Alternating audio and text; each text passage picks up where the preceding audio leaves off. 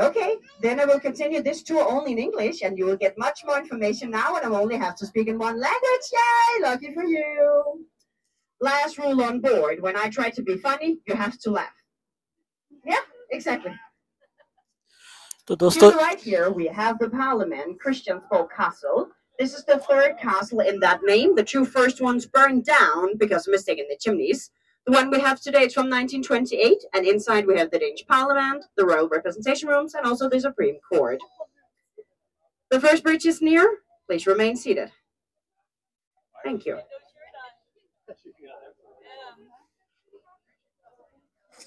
तो दोस्तों जो है ना बोट चल पड़ी है और ये कि बीबी ने बताना भी शुरू कर दिया है और उसने ये कहा है कि जो ना ये साइड पे जो है ना ये पार्लियामेंट है और जो है ना यहाँ जो प्राइम मिनिस्टर वगैरह होते हैं वो बैठते हैं ये सामने और मैं ये है कि बंद कर रहा हूँ माइक ताकि जो है ना आप इंजॉय कर सको।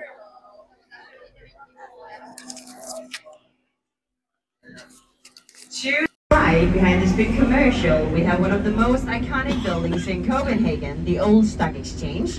It was only used as a stock exchange for a very short amount of time, and the rest of the time like a big supermarket with things from all over the world. Today, the Old Stock Exchange is used as conference rooms. The Old Stock Exchange was built by King Christian IV between 1620 to 1640. And if you look at the spire, you will see 4 intertwined dragons. And the reason why is because they were told back in the days that if they had a dragon on the roof, the building couldn't burn down. And it worked, because now, 400 years later, we still have the Old Stock Exchange, while every other building around it has burned down at least once. So if you're building a house, I recommend you also put at least 1 dragon on the roof, and then you will be safe.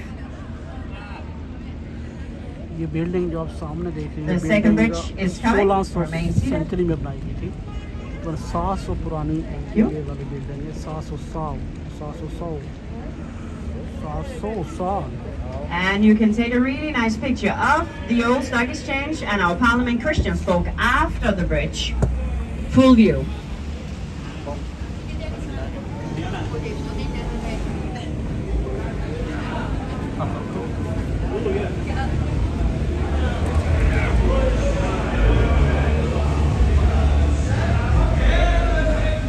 To the left, we have the National Bank. The National Bank is designed by the Danish architect Arne Jacobsen. This is called one of his masterpieces because he has designed everything inside and outside the building, from doorknobs to all the furniture to the facade. Unfortunately, he didn't see his masterpiece finished because he died 7 years before. The National Bank stood finished in 1978.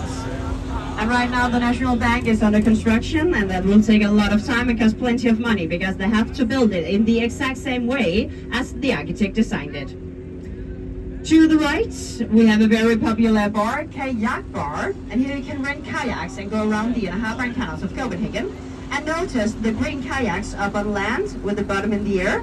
These green kayaks are special, and I will tell you why after the next bridge. To be continued. Please remain seated. Thank you.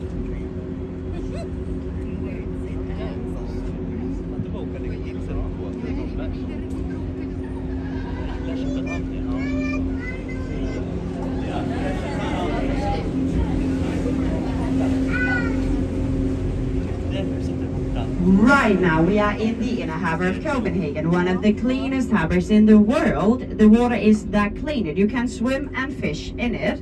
People from the harbor, the Worldwide Nature Foundation, and us from Stroma is doing a lot of things to have this clean harbor, but you can actually also help us.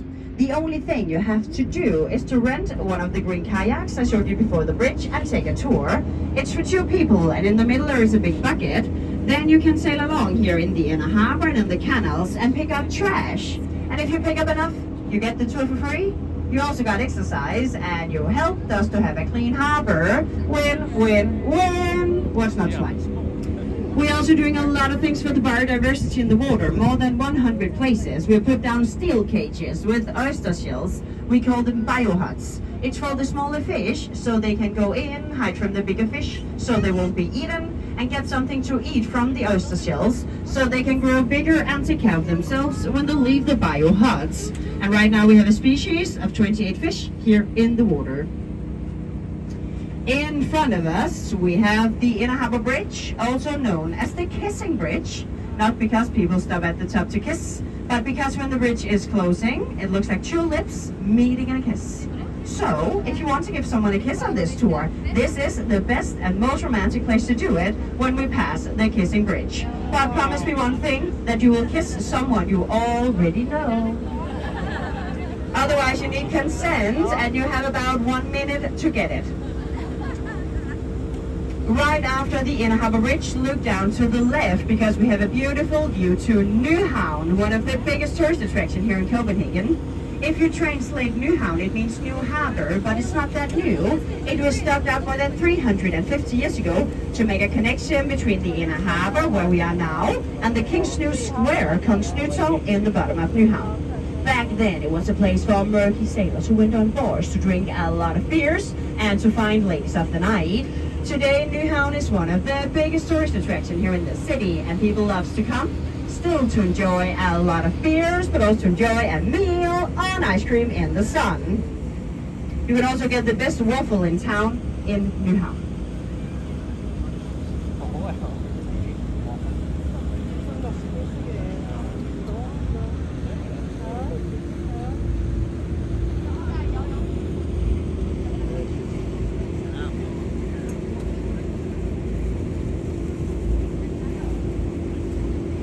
And don't forget, ladies and gentlemen, it's kissing time!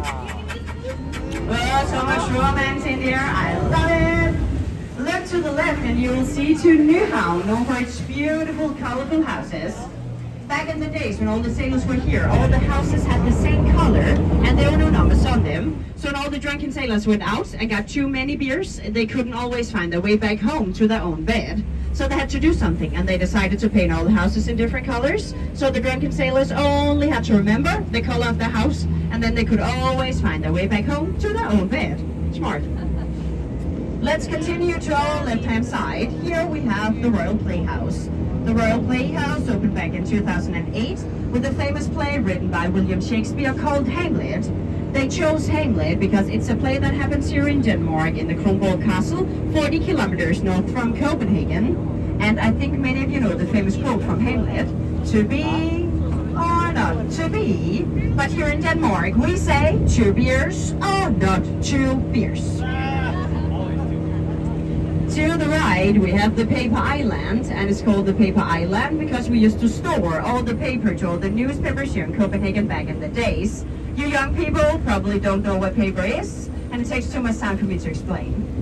Right now they are building luxury apartments with the Horticulture Center, and we wrote Danish history a month ago because the most expensive apartment ever was sold over here to 9.5 million euros.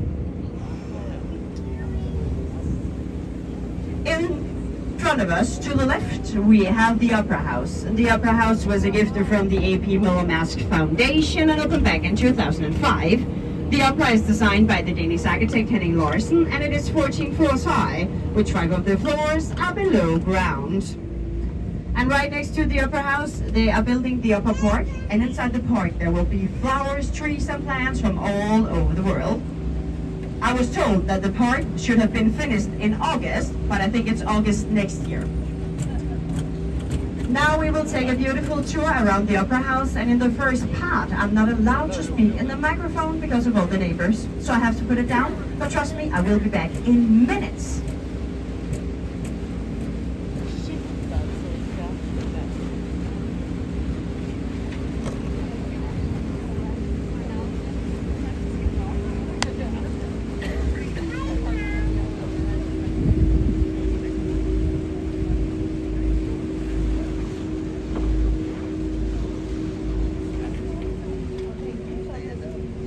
And a low bridge is coming.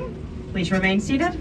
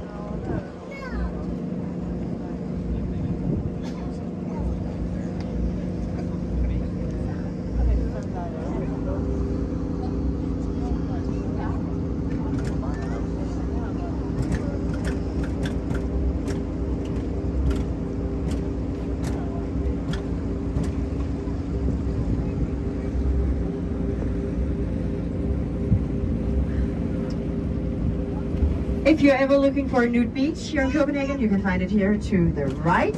And this nude beach belongs to the area behind the trees called Christiania, our free town. This used to be an abandoned military area, but in the 70s a big group of hippies came and took the area and made their own little society right here in the middle of Copenhagen.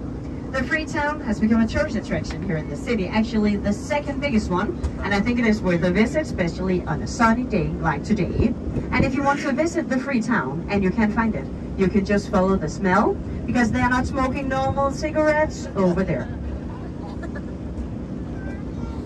To the left, we have these long wooden sheds. This is old cannon boat sheds. In the beginning of the 19th century, the entire Danish Navy were taken by England, so we needed to come up with a new and better defense for Copenhagen and the rest of Denmark.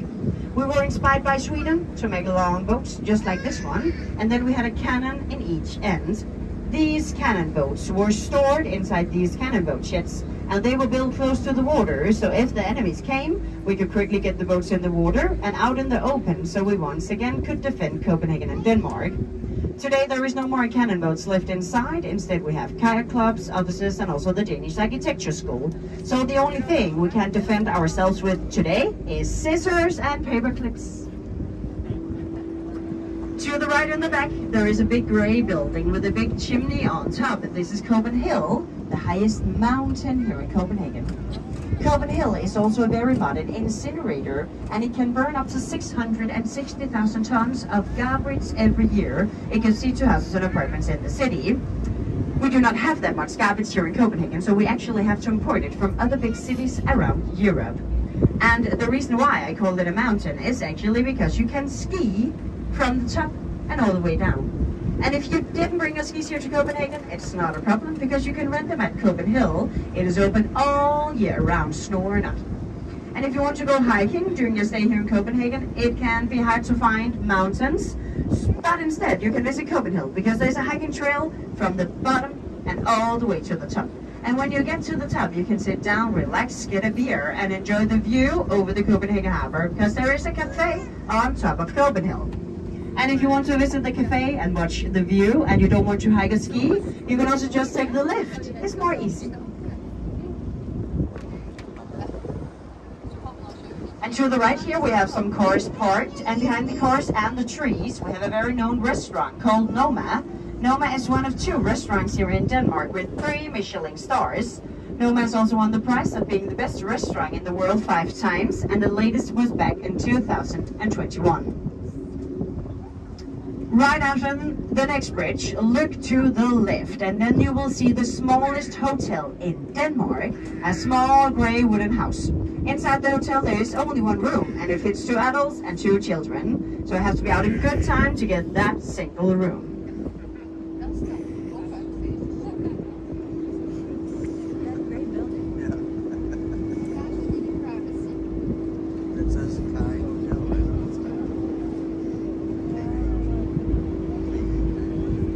But first the bridge, remain seated. Thank you.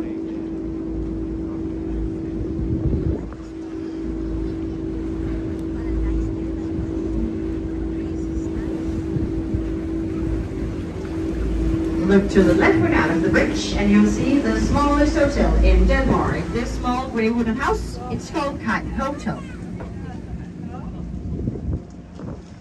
The area around us, it's called Holmen, and Holmen consists of 5 man-made islands. The first island was made in 1685 to take all the war wooden ships away from the center of the city and out here, because there were a major fire hazard. Back then, all of this area belonged to the Danish Navy. Holmen has been closed to the public until the 90s, but in the 90s the Danish Navy got smaller, and then they started to build houses and apartments out here, and they also moved some education to Holmen. That means that we only have a small part left of the Danish Navy here in Copenhagen, and this is the area we have here to the right. And if you look inside the Navy area, you can see a big grey warship with a number F352 on the side. This is the frigate Velasquez. We used this frigate during the Cold War back in the 60s, but here in Denmark we know about this frigate because of a slightly different reason. Back in 1982, this frigate went on a practice mission here in Denmark, and one accidentally hit the bottom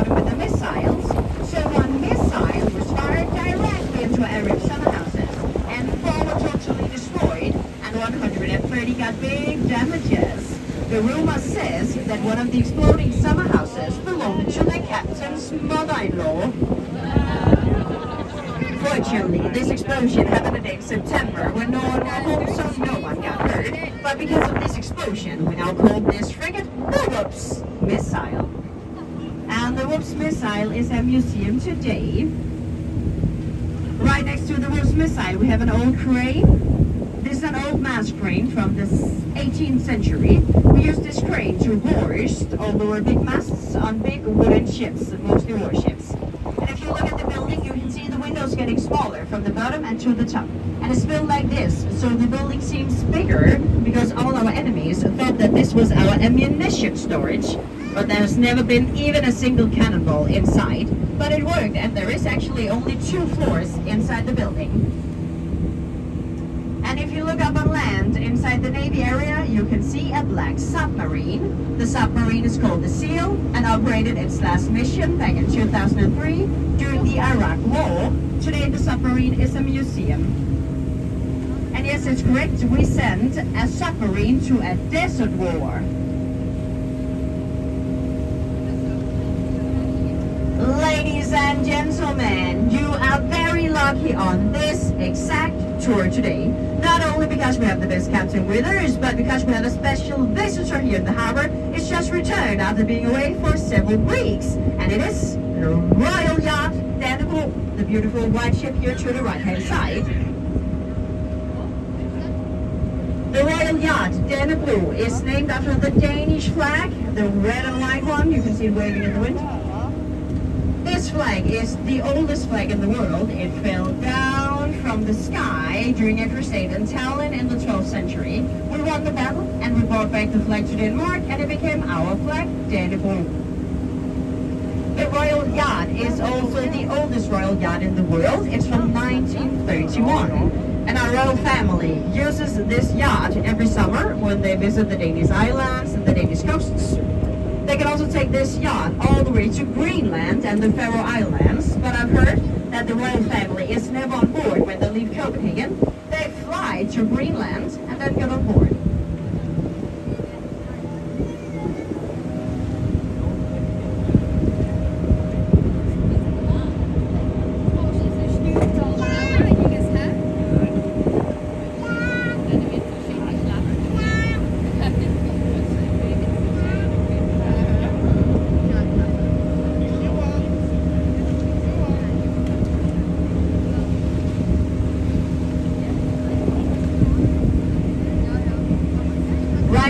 The Royal Yacht, we have a beautiful area called Battery 60s, one of my favorite spots on this tour. Battery 60s belongs to the Danish Navy, and up on land there is a lot of cannons and they are still functional, so we are ready if Sweden comes by. 2 of the cannons are still used every day, one at sunrise and one at sunset, and that's to tell all the ships here in the Copenhagen harbor when to hoist or lower the Danish flag.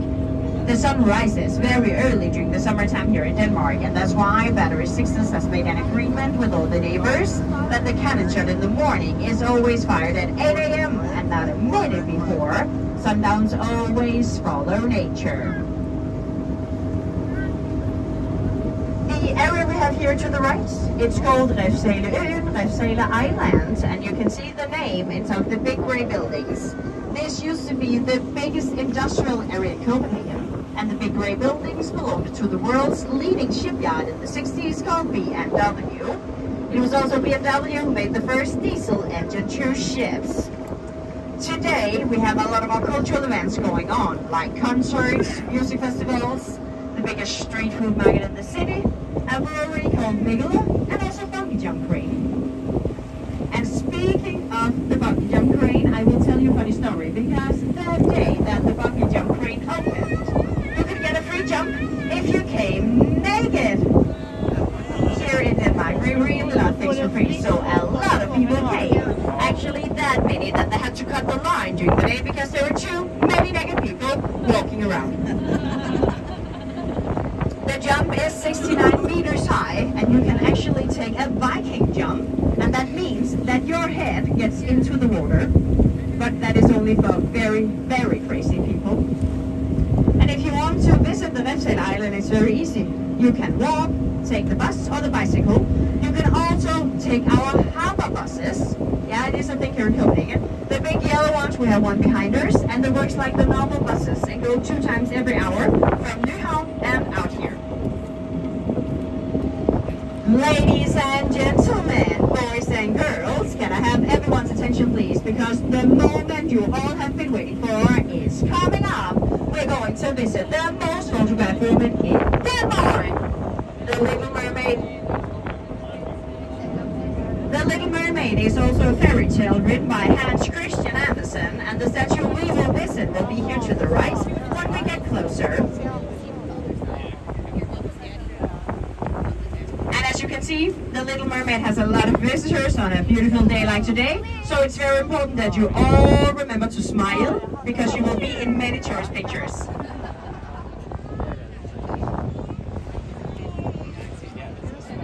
Ta-ta-da-da! The Little Mermaid, the biggest tourist attraction in Denmark! Wow! What a statue! I get impressed every time I see it.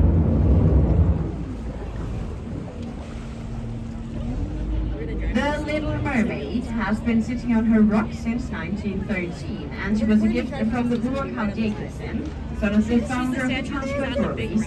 Carl Jacobsen went to the Royal Theatre and saw a ballet performance with the Little Mermaid, and he fell in love, actually that much, that he got the sculptor over there to make this beautiful statue of the Little Mermaid.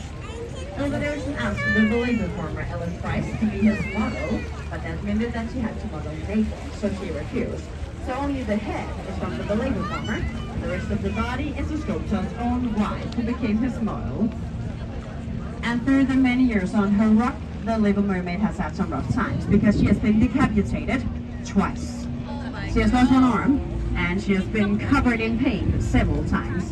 But every time she's put back together, so she can keep remaining on her stone, and look at all the tourists visiting her every single day. And back in 2010, China brought our Little Mermaid to a world art exhibition in Shanghai. So all the tourists came here, there was no Little Mermaid to see. So they decided to put up a big screen so we could watch her live from Shanghai. But Shanghai is on the other side of the world, so when everybody came here during the daytime, it was dark at the screen because it was night in Shanghai, so we couldn't see her. So after a few days, they took down the screen again. And did you know that we actually have 4 mermaids here in Sealand? 3 of them is right here in Copenhagen. We have the little one we just saw, the most famous one of them all. Then we have a very little one. And if we are lucky, we will see her later on this tour. The last one in Copenhagen is the ugly Little Mermaid, and she is very ugly. So she's hidden somewhere in a northern part of the harbor. She does not have so many visitors during the day. The last mermaid is about 30 minutes from Copenhagen, and she's a big, beautiful mermaid. To the right, we have a visitor from Germany. It's a warship, a newer and more modern version than the old frigate I told you about earlier. That is a big ship.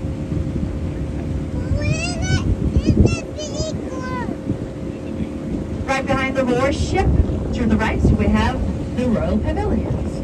This is the place our royal family is waiting before they get on board on the royal yacht every summer. Our Queen and her family are waiting in the pavilion with the golden crown on top, and if they bring other guests, non-royals, they have to wait in the pavilion with the golden onion on top. We got the pavilions as a gift from Norway back in 1905, because Norway had borrowed one of the Danish princes, and he became a king in Norway, King Håkon I.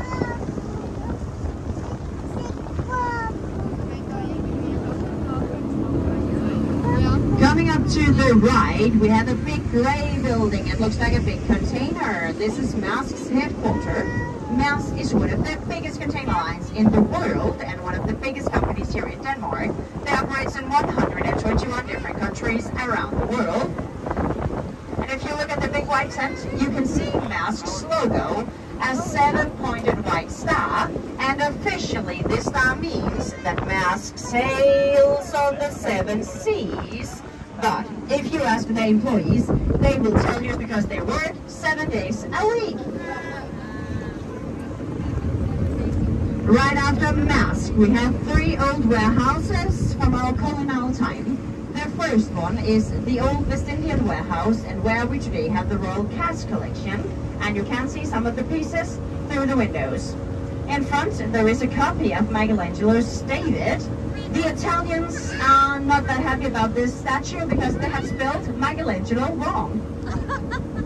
The yellow warehouse used to have goods from Greenland, and the last warehouse, we called the blue one because it used to have the roof, had goods from the African Gold Coast. Today, these 2 warehouses are apartments. Ladies and gentlemen, one more big highlight on this tour is already coming up. It's to the right-hand side, after the 3 old warehouses, the royal residence, Amalienborg Palace. Amalienborg Palace was built in the 1750s and was originally for 4 noble families. But in 1794, the King's Castle Christiansborg broke down, so the king needed to find another place to live. So he came to Amalienborg, kicked out the noble families, and moved in instead. And ever since has Amalienborg Palace been our royal residence here in Denmark. Amalienborg Palace consists of 4 mansions, and our Queen, Margaret II of Denmark, is living in the mansion to the left towards the water with the 5 chimneys on top. Her son, the Crown Prince, his wife and their 4 children are living in the mansion to the right towards the water with the 4 chimneys on top. The mansion in the back to the left is used for big events, and the last mansion, the one in the back to the right, is used for guests.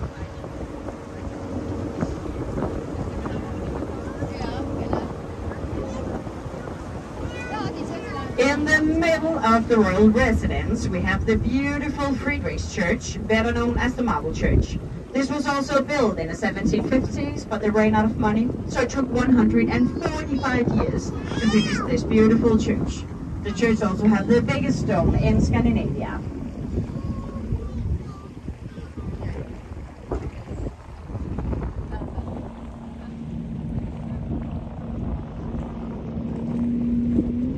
And if you look to the left, we have another view to the Opera House.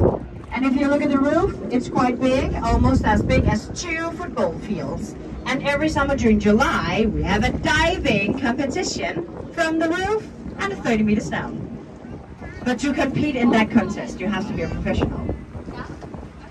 Right now, we are sailing towards Christianshavn, an area built more than 400 years ago by King Christian IV, a very famous king in the Danish history. He was a king that reigned for 59 years. He had 23 children. He built a lot of big buildings here in Copenhagen, and he loved going to war. These things costed the king plenty of money, so the king needed money. So the king got an idea after a visit in Amsterdam that if he built something similar with the canals and the narrow houses, maybe he could